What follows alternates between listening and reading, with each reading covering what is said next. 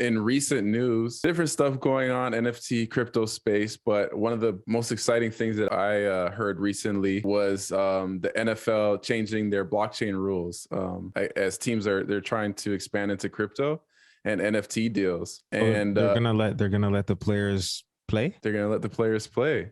The no fun league is now becoming the fun league. So they already got Nickelodeon nights. We got NFL all day now. So they're trying to market to the younger crowd. So I'm all for it. But it's funny because I don't know if you remember, like a year ago, the NFL was like against NFTs. They're like, we're not getting into crypto. We're not getting into NFTs. And I think when they saw the numbers NBA Top Shot was pulling in, they're like, yo, let's, how you always say, like, let somebody else try a piece of the pie or something like that. And then you let somebody else eat the berries first and see if they're poisonous. Yeah. So the NFL let the NBA and UFC and even baseball, but I think baseball like kind of failed with their candy drops.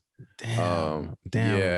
Yeah. But anyways, as I say damn because that's Mike Novogratz and Gary Vee. Those are my guys. Like, I cheer for them, but what you gonna do? Baseball sucks. I don't know how good baseball moments would even look. You know what I mean? But I don't even think there were moments. I think they were just like old school player cards that just spin back and forth and shine a little bit. But shoot, if Gary Vee's behind it, I'm sure it'll pop off eventually. He'll find a way to make it pop. But yeah, the NFL kind of sat back, and NFL All Day dropped a few months ago, still in closed beta as they say, but some people think that the amount of users that are in there now is what they're gonna have, so it's not really closed. And they made some adjustments. So I'll read a little bit from the article, and I found it pretty interesting. So it says, starting this year, clubs will be able to enter sponsored ties with blockchain-based exchange and wallet companies. Teams can also accept advertising for NFT companies, including marketplaces like OpenSea, though they won't be able to offer club marks and logos for the deals. And in the article, they referred to the Gutter Cat gang, not being able to be like, the face of the Jacksonville Jaguars yet. They said yet. So I don't know if that's wishful thinking by the journalist or not, but thinking of that, like for like an NFT night or something where teams are, marketing NFT projects, like the Detroit Lions being like the Detroit Lazy Lions, or the Jacksonville Jaguars being the, Jacksonville Gutter Cats for a night. Like, hey, NFL, holler at me, because I got ideas now. Hey, could you imagine they did like, instead of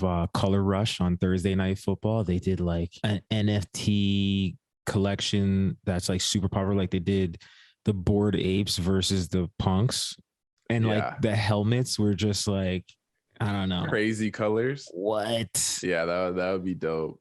I mean, that would be freaking bananas. But or even if all, like, could you imagine watching a game and just seeing, how they have those ads all around the stadium, so that when you're watching on TV, you could see maybe like on the field or on the banners on the wall, you just see like Bored Apes. That'd be wild. That'd be crazy. That's when we arrived.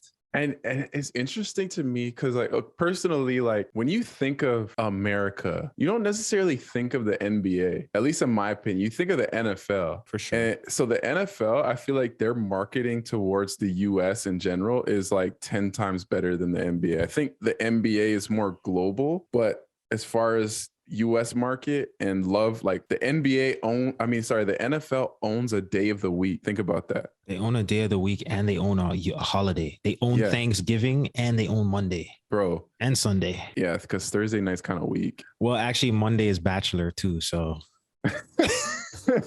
but like, think about it. Like, the NFL is in families' daily routines. They say, we're going to church, and then we're going home and watching football. Catch that 4:15. Pastor better wrap this up. We got to catch that 4:15 game. That's wild. So The article goes on to say individual clubs are also limited in their ability to sign licensing deals for NFTs. They can only put out the collectibles as permitted in connection with league level NFT partnerships. To date, those include an NFT ticket deal with Ticketmaster, NFT card offerings with Panini, and NFT video collectibles made by Dapper Labs, NFL All Day, which has also put together team-specific drop of digital mementos. So they're limited to the NFTs that they can put out. They can't put out like an NFT project like what Bored Apes is doing. I'm not sure if they're even allowed to collab with NFT projects just yet. Because the NFL doesn't want to attach their name to a rug. They don't want to attach their name to a rug. And also, what did the guy say in King of New York? If a nickel bag gets sold in the park, I want in. Like, ain't nobody making no money unless all those 32 owners are getting a cut out of it. Yeah, that's facts. But I actually have seen them selling like these little like coins on NFL All Day, like little mementos that you can have as a fan. No utility behind them just yet, but they're definitely tapping into it. And I don't want to sound naive, but I think that NFL All Day has a potential better product than NBA Top Shot, and I think that they're able to learn from Top Shot's mistakes. Granted that they're both owned by Dapper, but if you look at like some of the analytics, so on Moment Ranks, NBA Top Shot market cap right now is $677 million. So they're over like a year and a couple months, with probably 3 times the users. NFL All Day is at 82 million right now. And it says that there's 79,733,000 unique owners. So they got like 1/8 of the people. Yeah, I just think that there's more potential for the NFL to do something really dope with this. Like the fantasy football idea that keeps being kind of brought up. Fantasy football is way more appealing than fantasy basketball. And if you can find a way to intertwine NFTs with fantasy football, you're sitting on like money, like big money. Yeah. You know what I mean? Especially because I know people have been gambling on sports as long as people have been playing sports. But ever since, platforms like DraftKings, FanDuel, ever since those have come out and hit the mainstream popularity and they've reeled in the person who was either super degen gambler, finding a way to go on Bet365 and bet online across over the seas, or just betting with a sports book in town. They've got those people, and they've got the person who just maybe played fantasy every once in a while, or did a pick 'em at their work, or just watched the games and never participated. If you can tap into those crowds somehow using blockchain technology, whatever one it is, I don't know if Dapper Labs is like fully on blockchain. I think it's kind of blockchain sometimes, because you can't always take your assets off of there and do what you want with them. But nonetheless, and now can you do that with NFL All Day? Could you export? I'm pretty sure you can take your Flow NFTs into a non-custodial wallet. Really? Because I remember they just like implemented that. You couldn't do that. That's awesome. Yeah, they just did that. Well, yeah, man, fantasy is huge. Gambling is huge. And another thing that I think will be really big for sports is POAPs, like proof of attendance protocols. If you go to the Thanksgiving game, you just get some kind of trinket, some kind of digital collectible to signify the 2022 Thanksgiving game, the Cowboys versus the Washington football team, final score. Yeah, what do they call it? The Defenders? The Commanders. The Commanders. We won't go there. But a POAP would be sick, because you don't necessarily you could resell it on the open market and whatever, but it gets back to like, what do true fans care about? Collecting stuff. Collectibles. Exactly. So you can have something for the gamblers, something for the bettors.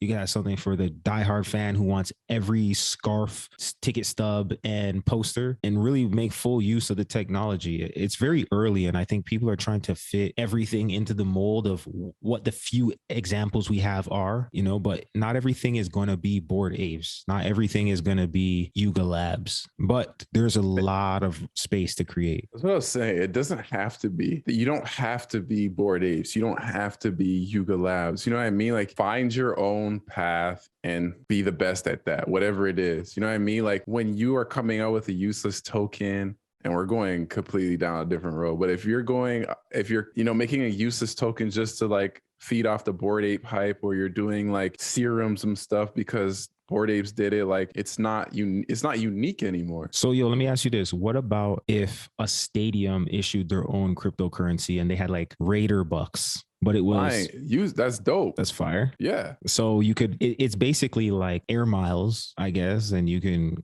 collect them, or maybe you prepay and you buy them. And if you spend Raider bucks when you're at the stadium, things are like 10% off with Raider bucks or whatever. Yeah. I don't know. I always go back to the example of Starbucks, man. When they implemented that mobile order, that order ahead, that mobile app, they pulled forward so much revenue because people were depositing money into the app to have their currency, which is basically, it's just dollars, digital dollars, and they get rewards in the form of stars. You get double the stars when you spend off a Starbucks card.